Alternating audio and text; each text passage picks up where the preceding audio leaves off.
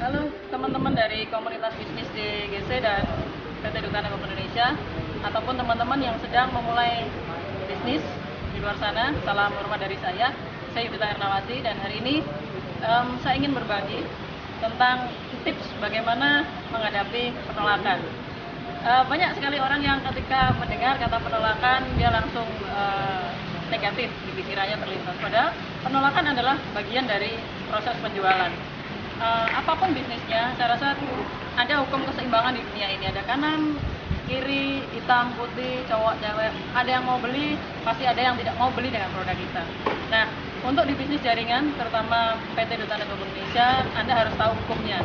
Jadi hukum 10 banding 80 banding 10 itu kita harus tahu. Dari 10 orang yang kita tawarkan, 1 orang pasti mau, 8 orang pasti mikir, dan 1 orang pasti menolak. Sebenarnya di segala macam industri, apapun industrinya, pasti ada orang yang menolak. Kita kasih contoh, kita berikan example. Bisnis jual mobil misalkan ya. Kalau kita ke showroom mobil nih, coba bayangkan berapa banyak orang yang dia test drive, berapa persen yang akhirnya memutuskan untuk membeli. Mungkin dari 30 orang yang melakukan test drive, hanya 1 orang yang membeli produk kita. Nah, itu untuk mobil. Industri apa lagi? Jualan rumah. Jual rumah. Berapa orang yang telepon ke marketing? Mungkin ada 100 orang yang telepon, tapi berapa orang yang akhirnya dia datang tinjau lokasinya? 50 orang mungkin. Dari 50 orang kita sudah ajak bincang-bincang, kita kasih kopi gratis, berapa orang yang akhirnya beli? Mungkin dari 50 orang yang datang hanya 1 orang yang beli. Apapun industrinya, bahkan seorang marketing kelas dunia, seorang Joe Gerard sekalipun, yang sudah mendapatkan predikat ya, master marketing begitu, dia pasti mengalami sesuatu yang namanya penolakan.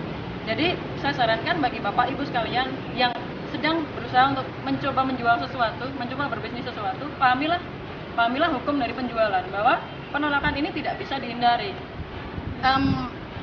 Contohnya seperti, sebenarnya penjualan ini simpel, dia seperti lari maraton, bukan sprint. Sprint kita bisa lari cepat karena jaraknya cuma 100 meter, kita lari sekuat tenaga. Tapi penjualan itu seperti maraton yang dia bisa capai sampai 40 km.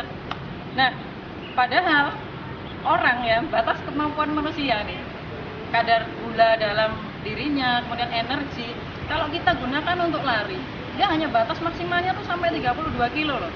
Tapi luar biasanya maraton capai 40 kilo. Nah, apa yang menggerakkan 8 kilo terakhir? Padahal sisa-sisa energi semuanya sudah habis. Tubuhnya sudah lemah. Nah, otak yang perintahkan, energinya sudah habis, otak perintahkan nih ke tubuh, ayo kamu harus bisa sampai 8 kilo. Jadi kalau saya bilang di maraton itu bukan juara 1, 2, 3-nya yang penting. Bagaimana cara kita bisa menyelesaikan sampai finish. Nah, di maraton susahnya itu bagaimana kita sampai finish sampai di 40 km. Nah, begitu juga di bisnis penjualan sebenarnya. Begitu juga di bisnis jaringan atau bisnis apapun lah. Kita harus tahu setiap industri ada hukum angkanya. Ada banyak orang yang bergabung, tapi juga ada banyak sekali orang yang menolak. Oke, jadi sekali lagi saya tegaskan bahwa bisnis itu seperti lari maraton. Gak usah cepet-cepet untuk bisa capai hasil, yang penting tuntas saja sudah bagus. Jadi saran saya bagi teman-teman di luar sana yang memang belum mendapatkan hasil yang maksimal dari PT Duta Network Indonesia, lakukan terus saja, lakukan presentasi dari 1 kali, 2 kali, 3 kali, 10 kali, Anda akan bisa mencapai hasil maksimal suatu saat nanti. Seperti saya punya rekan, saya ada 1 orang leader namanya Bapak Irwan Wicaksono. Beliau dalam waktu 9 bulan, beliau sharing sendiri sama saya, 9 bulan dia tidak dapatkan apapun dari bisnis Duta Network Indonesia. Tapi saya tanya, kenapa kamu tidak berhenti? Saya sedang berusaha untuk menemukan formulanya, Mbak. Ya, seperti kata Jet Li, saya tidak takut orang yang belajar 10.000 jurus dalam 1 kali latihan. Yang saya takuti adalah orang yang belajar 1 jurus di 10.000 kali latihannya. Karena apa? Seorang master ini bermula dari amatir. Master itu dulunya juga amatiran kok. Bisnis Duta Network Indonesia yang dapatkan ber-MM itu, dia dulu juga seorang amatir. Jadi saya belajar juga dari seorang yang namanya Bapak Irwan Wicaksono. Beliau 9 bulan temukan formula bagaimana caranya bisnis DNI bisa berkembang. 9 bulan tidak ada hasil. Kalau orang Jawa bilang namanya babat alas ya. Semua bisnis di awal pasti susah. Nah, dari 9 bulan dia tidak mendapatkan hasil, tapi beliau temukan formula yang sangat luar biasa. Nah, akhirnya jaringan sekarang berkembang luar biasa dahsyat di Malaysia, Hong Kong, Singapura, Taiwan, dan lain sebagainya. Beliau sekarang berada di posisi eksklusif leader, dapatkan sekian ratus juta dari bisnis ini. Nah, kalau saya bilang Di bisnis jaringan itu tidak ada kata penolakan sebenarnya. Yang ada hanya penundaan. Orang yang belum bergabung dengan kita hari ini bisa jadi akan bergabung dengan kita di kemudian hari. Satu, bisa jadi karena dia butuh produknya. Yang kedua, mungkin karena dia butuh fasilitasnya. Dan yang ketiga, mungkin karena dia melihat kita hasil, baru dia join. Ada beberapa mitra saya punya mantan manajer band namanya Bapak Joko Rarsyanto. Beliau juga seperti itu, sekarang di peringkat eksklusif leader, bergabung ke bisnis ini setelah saya dapatkan 100 juta pertama saya. Ada Bapak Randy Junarta, beliau bergabung ke bisnis ini setelah saya dapatkan 200 juta pertama saya. Nah, dan akan banyak orang lagi yang bergabung kalau mereka melihat bukti yang lebih banyak. Seperti di Solo ada pasangan suami istri, mantan anak pang, Pradipta Perbatasari dan Ibu Happy Chandra Kusuma yang sudah sekarang menjadi entrepreneur yang sangat sukses. Nah, beliau sangat menginspirasi, jadi membuat orang lama-lama akan semakin trust, semakin proven dalam bisnis ini. Jadi saran saya bagi teman-teman yang mungkin berada di luar negeri atau berada di luar pulau yang di sana buktinya belum banyak, jangan jadikan itu sebagai satu alasan untuk menunda presentasi, satu alasan untuk di sini nggak ada buktinya nih, susah untuk jalanin.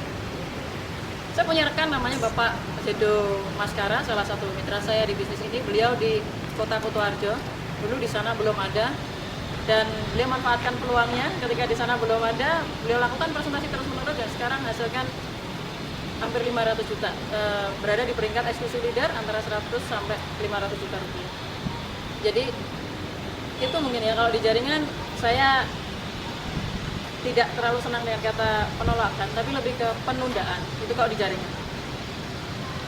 Tapi saya punya 2 tips mungkin yang bisa teman-teman atau Bapak Ibu gunakan untuk menyiasati ini, untuk menyiasati penolakan yang sering terjadi. 2 tips ini sangat sederhana ya.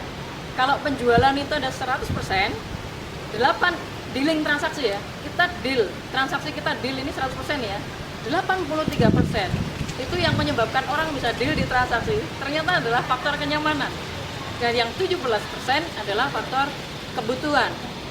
Jadi ternyata orang beli produk kita bukan karena dia butuh loh, orang yang deal transaksi karena dia butuh itu hanya 17% loh.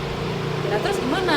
Yang 83% ini gimana? Dia ciptakan faktor kenyamanan. Atau misal begini, ketika saya ingin beli mobil baru, saya datang ke showroom, saya dipresentasi oleh marketing, saya akan tetap tanya kok sama teman saya, saya mau beli mobil baru nih, ini menurut kamu gimana?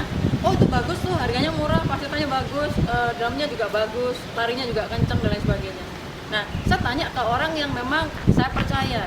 PR kita sebagai seorang marketing adalah bagaimana cara membuat orang yang belum kita kenal, dia nyaman sama kita, dia nyaman dan dia trust.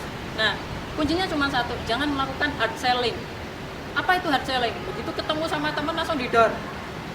Ketemu nih, misalkan kita datang ke acara reunian kan teman-teman banyak nih. Say hi dulu dong, tanyain dulu apa kabarnya, tanyain dulu anaknya berapa, tanyain dulu sekarang kerja di mana, buat dia yang bertanya sama kita balik. Jangan tiba-tiba datang, kamu kerja di mana? Saya kerja di kantor A nih, atau di bank A, atau udah gabung ke DNI belum? Jangan. Ya, itu hard selling. Orang akan antipati sama kita, dia cenderung menjauh, dia tidak nyaman, dia nggak comfort sama kita. Ini yang satu kok di penjualan itu. Buat orang lain nyaman, kenyamanan itu akan membuat dia setia sama kita. Kalau dia setia, otomatis passive income akan berjalan dengan sendirinya. Jadi sederhana, dari awal jangan lakukan hard selling yang membuat dia tidak nyaman. Satu misal begini. Jadi misalkan nih, Anda datang ke reunian gitu ya, reunian SMA. Ya tanya lah, mungkin di situ ada teman-teman dekatnya dulu. Bud, gimana kabarnya? Sekarang kerja di mana nih? Wah, aku kerja di perusahaan A. Anak berapa anak? Wah, anaknya banyak, anaknya 5 gitu ya. Oh gitu ya. Budi, kalau dia teman, dia akan tanya balik dong ke kita. Ya kan? Dia tanya, "Loh Yuvita, sekarang kerja di mana?" Oh, saya kebetulan jalanin bisnis jaringan di pulsa. Ya iseng-iseng sih. Dulunya cuma pengen manfaatin fasilitas, ngisi pulsa sendiri dari handphone sendiri, harganya lebih murah, isi pulsa listrik bisa sendiri, nggak usah repot, iklan di majalah gratis, kayak gitu deh. Tapi berawal dari memanfaatkan pulsa murahnya, saya kecanduan, karena kalau dijalanin ada bonusnya. Oh gitu, iya. Nah, saya dapatkan kurang lebih sekian juta dalam waktu 1 minggu, atau sekian 10 juta dalam 1 bulan. Nah, dengan cara-cara seperti itu saja. Jadi jangan melakukan hard selling yang membuat orang itu antipati atau tidak nyaman sama kita. Jadi bangunlah kedekatan secara emosional dulu. Kalau saya sering sekali membeli barang atau membeli sesuatu yang saya tidak butuh, tapi akhirnya saya membeli. Kenapa? Karena penjualnya ini bisa membuat saya comfort. Rumah ya dijual, nggak murah-murah banget sih. Cuman karena yang jual ramah, baik, melayaninya bagus, saya jadi oke deh saya beli gitu.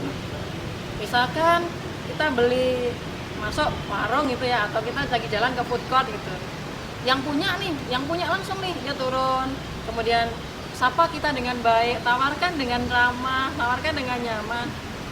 Kadang tuh akhirnya kita memutuskan untuk membeli barang bukan karena kita butuh, tapi karena kita nyaman, dan itu sering sekali terjadi. Kadang-kadang juga, coba Anda pernah tidak masuk ke satu toko, kemudian penjualnya tidak ramah, cenderung memaksa, buntutin kita terus dari belakang, itu ada rasa tidak nyaman gitu ya. Nah ini PR. Coba jalin kedekatan emosional dulu. Jadi caranya jangan langsung to the point ke bisnisnya, biarkan dia yang bertanya. Nah kalau sudah terjadi chemistry, baru Anda masuk ke bisnisnya. Itu cara yang pertama. Nah ini butuh pelatihan, jadi butuh lakukan terus-menerus. Ya sebenarnya semua hal butuh dilakukan terus-menerus untuk menjadi seorang yang mahir, untuk menjadi seorang master. Yang kedua, 17% orang membeli karena dia butuh sama produk ya. Jadi kalau kita mau jual produk, janganlah jual obat diet ke orang yang sudah kurus. Buat apa? Kan begitu. Jadi jangan salah sasaran. Kalau Anda jualnya pulsa, ya jual ke orang yang butuh pulsa. Misalkan ibu rumah tangga, tawarinlah dia fasilitas kepraktisan untuk isi pulsa listrik sendiri. Kalau dia seorang karyawan yang butuh usaha sampingan, tawarinlah dia bagaimana cara kembangin bisnisnya. Jadi lakukan pendekatan sesuai apa yang dibutuhkan oleh konsumen. Misal nih, kita ketemu sama teman, dia sudah punya usaha konvensional, ya bilang aja, Pak, semua usaha pasti butuh pulsa kan? Kalau jam 1 pagi pulsa habis, listrik habis, bingung kan? Nih saya ada fasilitasnya ini gitu. Nah Bapak, karena Bapak pengusaha, Bapak juga bisa iklan nih di majalah kita gratis. Nah sesuaikan dengan kebutuhan customer. Kalau ibu rumah tangga, ceritakan fasilitas pulsa listriknya, ceritakan diskon belanjanya ya. Kalau cewek itu biasanya dengar kata diskon udah senang dia. Nah makanya tunjukin majalah, tunjukin merchant-merchant yang bekerja sama dengan PT Duta Agung Indonesia, juga komunitas DGC, tunjukin ini merchant yang bekerja sama dengan kita, bekerja sama dengan kami. Anda bergabung satu kali, diskonnya bisa berkali-kali. Sesuaikan kebutuhan dengan orang yang sedang kita tolong. 83% orang dealing karena satu, kenyamanan ya. Nah yang 17% orang dealing karena memang faktor kebutuhan. Nah ini yang perlu dipelajari, dan kalau saya boleh garis bawah, tanda petung gitu ya, tanda seru gitu, jangan sekali-sekali melakukan hard selling. Hard selling boleh dilakukan kalau orangnya yang mencari Anda. Pak Budi, ya bisnis di DNI ya, yang di pulsa-pulsa itu ya, saya mau join dong. Lakukan hard selling. Datengin, Pak Budi Bapak mau join kan sama bisnis DNI, ini Pak brosurnya. Jadi kalau dia tanya, kita boleh lakukan hard selling. Tapi kalau dia tidak bertanya, atau jangan melakukan pendekatan secara hard, keras, karena akan bikin orang antipati lah. Intinya bikin kenyamanan. Kalau dia sudah nyaman, pelanggan setia, pastikan akan berjalan dengan sendirinya. Sesimpel itu. Oke, jadi Bapak Ibu sekalian, karena di bisnis jaringan itu perbandingannya adalah 10 banding 80 banding 10, saya rasa lebih mudah untuk mencari 9 no daripada 1 yes. Saran saya, ketika Anda lakukan presentasi, jangan cari yes, tapi cari no. Karena jika kita mendapatkan 9 no, kita mendapatkan 1 yes. Presentasi ke orang 1 kali, ini nggak usah berharap yes. Kalau dia no, hitung aja 0 1 kali. Ntar kita presentasi lagi, 0 lagi, 2 kali, 3 kali. Coba lakukan berturut-turut. 9 no, you have 1 yes. Jadi jangan buru-buru untuk mencari yes. Karena kalau kita pikiran kita nih harus closing.